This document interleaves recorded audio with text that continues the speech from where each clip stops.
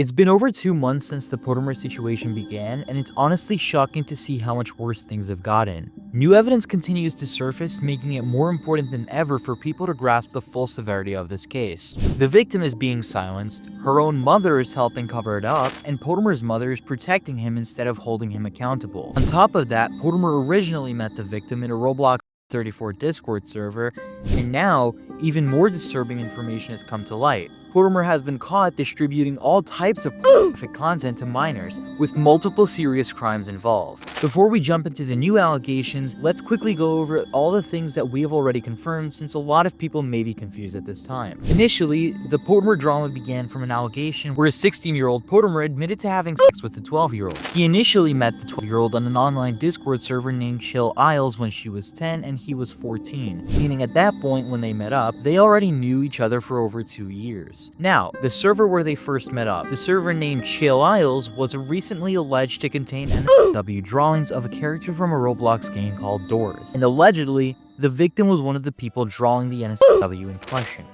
Yes, you heard that right. A 10-year-old was corrupted from the server so much that they were drawing NSFW at that age. Potemer, who was 14 years old at the time, saw absolutely no issues with this, even knowing that she was 10 years old. Finding out that Potemer saw no issues with minor engaging in making and posting content was slightly alarming, and this led to a full-on investigation into Potemer's relationship to NSFW, and oh lord, what we found was insane. In Potemer's public Discord server, I found multiple instances where he repeatedly shared images of Roblox characters in suggestive poses, specifically showcasing their ass. He continued posting these images numerous times over the span of a month, and they weren't just random Roblox avatars. Many of them were his own Roblox characters. Additionally, I've seen him join in on events where people were drawing furry artwork while playing Gartic Phone with other members who were all minors. On top of that, there were also instances where Potemer was caught sharing cropped furry porn in his server. This guy was a mega degenerate. However, many people might try to justify this because he participated in this behavior when he was 15. Well, let's just say he hasn't changed that much. An individual named CrazesDev sent me a Google Drive link showing me lots of instances where Potemer was warned in other Discord servers for sending NSFW content, where kids as young as 13 were located, as stated in the rules of the server. Potemer was warned multiple times for posting porn in general chats such as Minecraft, furry porn, iShowSpeeds, FNAF porn, Roblox porn, and participating in gross NSFW voice calls. And keep in mind, all of this happened a month before 2024. This guy is a mega degenerate, and this was all basically when he was an adult, 17 and a half years old. I asked his classmates what they thought about this and if they heard anything about it, but unfortunately they didn't know much. However, Potemer's activities had confirmed one thing to me. Potemer was incapable of change, and his behavior only further supports that.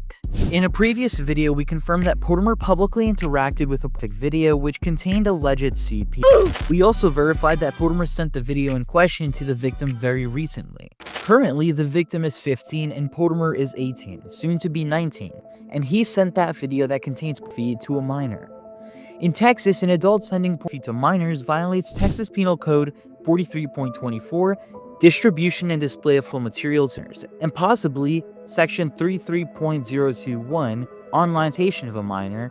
It will also possibly violate federal laws like 18 U.S. Code, Statute of Limitations 1470, transfer of material to minors. This is already one crime Potemer should be charged for, since the victim has openly shared these messages without withholding anything. In those same DMs the victim shared, I also noticed that they had a lot of conversations about sex and intercourse. In the state of Texas, which is where Potemer currently resides, this is a clear violation of Texas Penal Code 21.11, decency with a child, where he engaged in a form of explicit communication with someone under 17. And those crimes are all on top of the initial crime of him meeting up with the victim when she was 12 years old and he was 16, and agreeing to have sex with her after thinking about doing it for 10 minutes. Something the victim stated and Potemer later admitted to.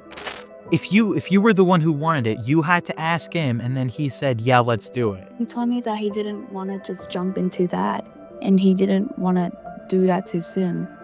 And then he was like, I'll think about it. And I'm like, okay, that's fine. So what led to that? What did he think about? I guess, like, he's like, hey, you know that idea you came up with? And I'm like, sure.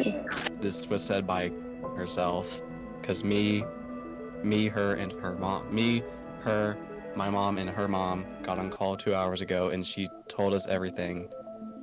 That Parlo essentially, pretty much manipulated her into saying the truth. Under Texas law, Penal Code 22.011 and 21.11, a 12-year-old cannot legally consent to any form of intimate contact. Because of the significant age difference, this situation falls under serious legal violations related to the protection of minors.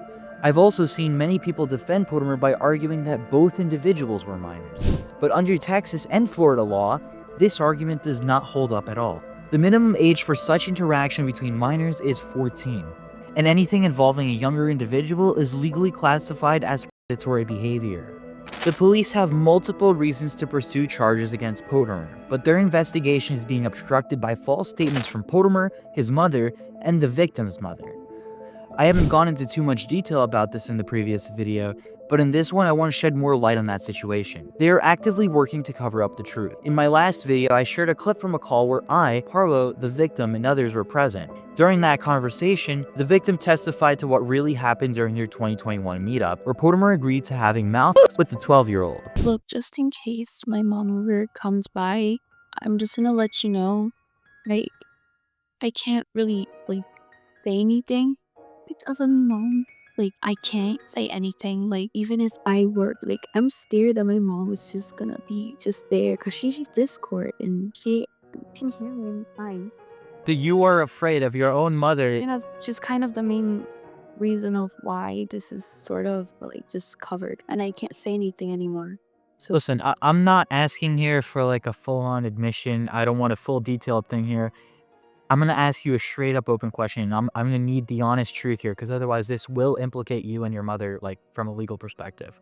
Did Potemer do to you the things that he's accused of? Did Potemer actually end up raping you? he didn't he didn't have me. I'm still virgin. Okay, so He's going around to his IRL friends saying, quote unquote, I'm gonna just paraphrase this from him, he got teeth. Oh no. someone here is clearly lying. Is the statement that he's saying true? That's what we have to say. It's just a yes or no. You don't have to go into any detail. Okay, because if my mom finds out I said anything, I don't know what's gonna happen, but yeah, I definitely was there. I don't want to see anything. So he did end up getting teeth from you? Or a head? Yeah, but that's all I'm gonna say. This was said by herself, because her, and her mom, my mom, and her mom got on call 2 hours ago, and she told us everything. That Parlo essentially, pretty much manipulated her into saying the truth. After we reached out to the victim, Potemer later joined a call with Trav, someone who was secretly gathering information for us. During that conversation, Potemer slipped up and admitted that the victim was telling the truth, and Trav was able to record that statement. Now this is where things take a really alarming turn. In one of the clips Trav sent me, I received a clip where Potemer stated that he, his mom, the victim's mom, and the victim herself had a meeting to discuss what to do. I don't know the full story, but this had me thinking about something that the victim mentioned earlier in the call we had with her. Potemer's mom spoke to my mom actually yesterday. And what did they say? Do you know? I don't know exactly. She just told me, like, my mom said she didn't tell me what exactly she said. It was just stuff about Potemer. My mom was worried about Potemer, and she doesn't want me saying anything anymore. So I don't know. My mom doesn't want me to speak because I say too much. When Potemer wanted to talk to her, all he had to do was contact the victim's mom, and the victim's mom told the victim to respond to him. I'm not going to make any false statements, but from this clip, it very much seems that the victim's mom is forcing the victim to communicate with Potemer. To make matters even worse, after we spoke to the victim, we were told she was grounded and had all of her devices removed, and Potemer, of all people, was really happy, because that was the end of the situation becoming even worse for him. So I have a very bad feeling they're gonna, like, have her crying and say something like, oh, she was crying because of how like, oh, how scarring the situation was, I have a big feeling they're gonna do that. I don't know if she cried on call. I don't know if she cried behind the screen while texting. She didn't say anything. But now that her devices have been taken away, she can't say anything. Or so he thought. But here's where things get even more unbelievable. You see, this part isn't as widely known as the original accusations and the smaller clips that have surfaced. However, Parlo and I actually spoke to both mothers, and during our conversation, they kept defending themselves, claiming they were good parents, that they would never lie to protect their kids. If you had kids, would you lie like this? Really? You capable to lie stuff like that for your kids? You crazy. I wouldn't lie to If defend you my- won't lie for your kids, you're crazy. I'm stating facts and I stand up for what's right. If my kid does something really bad, I'm gonna put him down. I'm gonna go for it because I don't like promoting negative shit. I'm being straight up. I'm being straight up. As a parent, I care about my kids. I care so much that I even play Roblox with them. Okay? And I have a great relationship with my kids. My kids tell me everything. And I'm telling you, I was there, all the time. But let's be real, they are absolutely lying. A good mother wouldn't silence her own child to protect herself or someone else. And this isn't just morally wrong. What they're doing is completely illegal. First, they're lying to police and trying to hide evidence. That could be considered obstructing justice, which is a serious crime. If they delete messages, pressure the victim to stay silent, or try to change her story, all things they've already done, that could be tampering with evidence, which could lead to years in prison. On top of that, in Texas, parents and teachers are required by law to report anything that harms a child. So if Potemer's mom is helping cover this up instead of reporting her own son, she could be in legal trouble for failing to report child endangerment. The same applies to the victim's mother, who's located in Florida and is required to follow those same laws. Additionally, if the victim is being forced or pressured to stay quiet, which is exactly what's happening here, that could count as witness tampering, which is also a crime. Basically, instead of doing the right thing, these moms are risking serious legal consequences by trying to hide the truth.